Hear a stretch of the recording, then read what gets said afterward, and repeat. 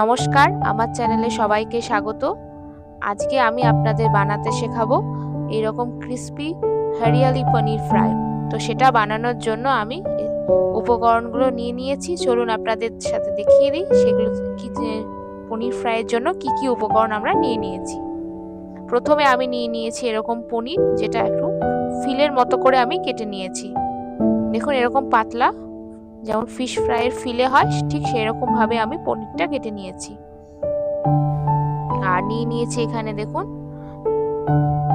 একটু রসুন নিয়েছি, একটু পেঁয়াজ, আদা, দুটো কাঁচা লঙ্কা নিয়েছি। এদিকে নিয়েছি অল্প সামান্য পুদিনা পাতা, আর নিয়েছি ধনে পাতা কুচি একটু বেশি নিয়েছি চিনি, এখানে নিয়েছি বিট নুন, আর নিয়েছি গরম মশলার গুঁড়ো, ধনে গুঁড়ো, জিরে গুঁড়ো।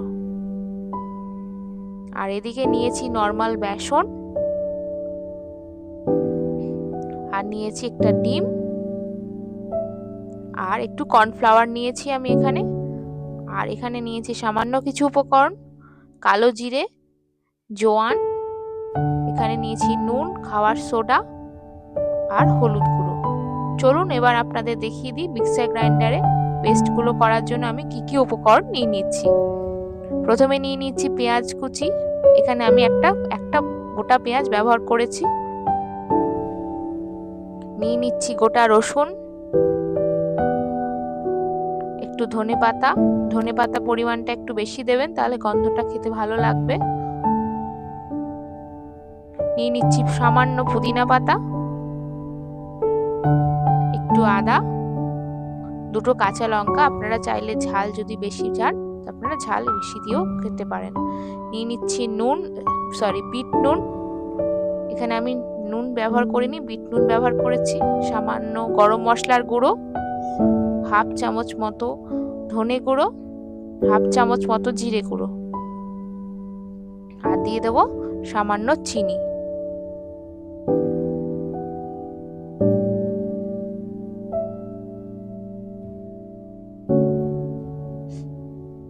এবার ওপর থেকে দিয়ে দিচ্ছি সামান্য সর্ষের তেল, আর একটুখানি সামান্য জল দিয়ে আমরা পেস্টটাকে তৈরি করে নেব। দেখুন আমার পেস্ট রেডি হয়ে গেছে। কেমন, খুব ঘনও হবে না আবার খুব পাতলাও হবে না। তো আমি এটা পাত্রে পেস্টটাকে ঢেলে নিচ্ছি।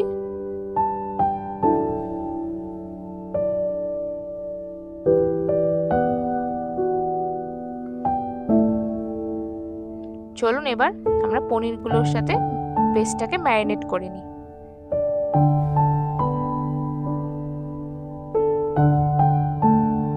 এটা আপনারা চাইলে নিরামিষও করতে পারেন, এখানে আপনারা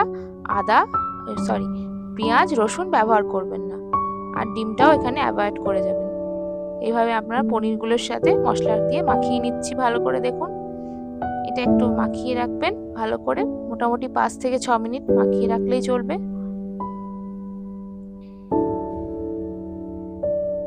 এভাবে এপিট ওপিট করে ভালো করে মশলার সাথে মাখিয়ে নিন পনিরগুলোকে।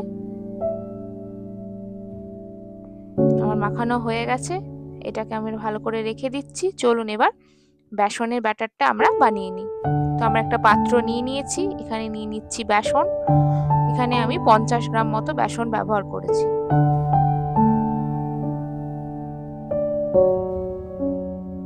নিয়ে নিচ্ছি সামান্য কর্নফ্লাওয়ার 1 চামচ মতো,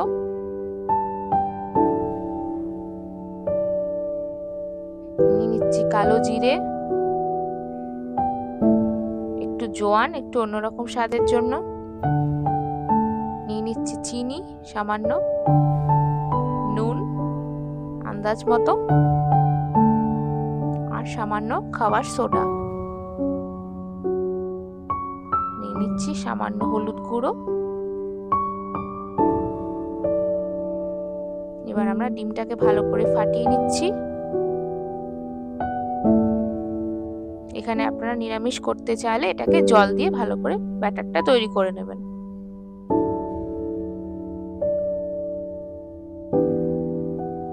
এবার আমরা চামচ দিয়ে আস্তে আস্তে ব্যাটারটাকে ভালো করে, দেখুন চামচের সাহায্যে আমরা ঘুরিয়ে ঘুরিয়ে ব্যাটারটাকে ভালো করে তৈরি করে নেব। এটাও খুব ঘনও করবেন না আবার খুব পাতলাও যেন না হয়। আপনারা চাইলে একটুখানি জলও এখানে ব্যবহার করতে পারেন। দেখুন আমি সামান্য জল নিয়ে নিচ্ছি।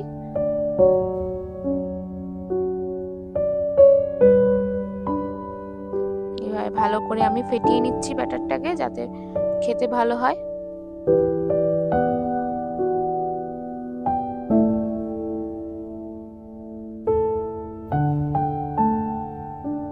এইভাবে ভালো করে ফেটাতে থাকবেন, তাহলে জিনিসটা ভালো করে ফুলে উঠবে।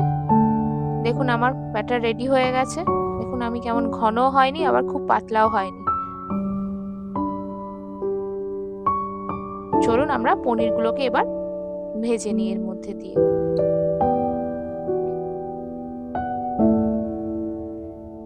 কড়াইতে আমি তেল গরম করতে দিয়ে দিয়েছি সর্ষের তেল। এবার আমি পনিরগুলো ওর মধ্যে দিয়ে দিচ্ছি, ভালো করে মশলা দিয়ে ভালো করে আমি পনিরগুলোর সাথে মাখিয়ে নিচ্ছি।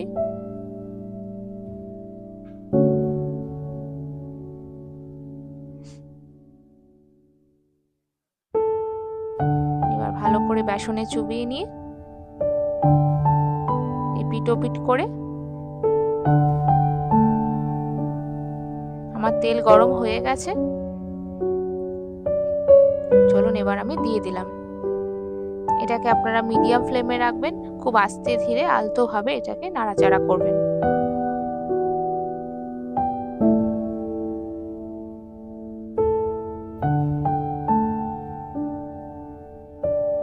খুব আলতো হাতে এটাকে নাড়বেন, যেহেতু এটা পনির ভেঙে যেতে পারে ভেতর থেকে, ওই জন্য দেখুন আমি খুব আস্তে আস্তে এটাকে নাড়ছি।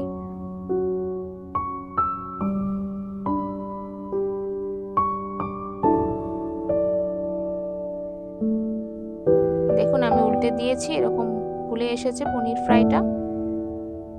এইভাবে আমরা আস্তে আস্তে বাকিগুলোকেও ভেজে নেব। এটা আমার হয়ে গেছে ভাজা, এটাকে আমি তুলে নিচ্ছি। চলুন আমার পনির ফ্রাইটা ভাজা তো হয়ে গেছে, এবার আপনাদের একটু কেটে ভেতরটা দেখিয়ে দিই।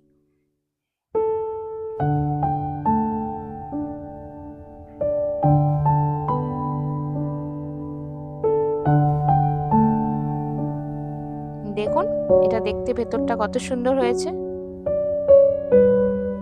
তো চলুন বাকিগুলোকে আমরা কেটে সুন্দর করে সাজিয়ে নিই। তো আমি এভাবে কেটে নিয়েছি, উপর থেকে দিয়ে দিয়েছি এরকম একটা পুদিনা পাতা, আর দিয়ে দেবো এরকম পেঁয়াজের রিং।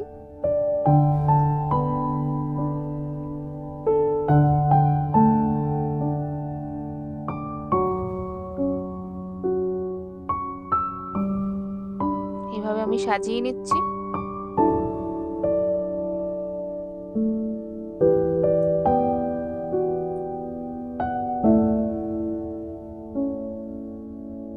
উপর থেকে দিয়ে দিচ্ছি একটু টমেটো কেচাপ।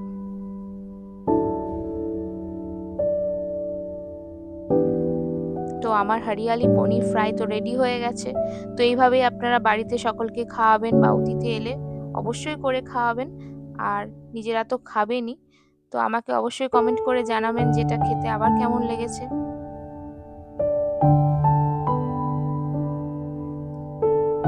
আজকে আমার রান্না এই পর্যন্তই থাকলো। সকলে ভালো থাকবেন, সুস্থ থাকবেন। আমি আবার একটা রেসিপি নিয়ে আবার ফিরে আসবো।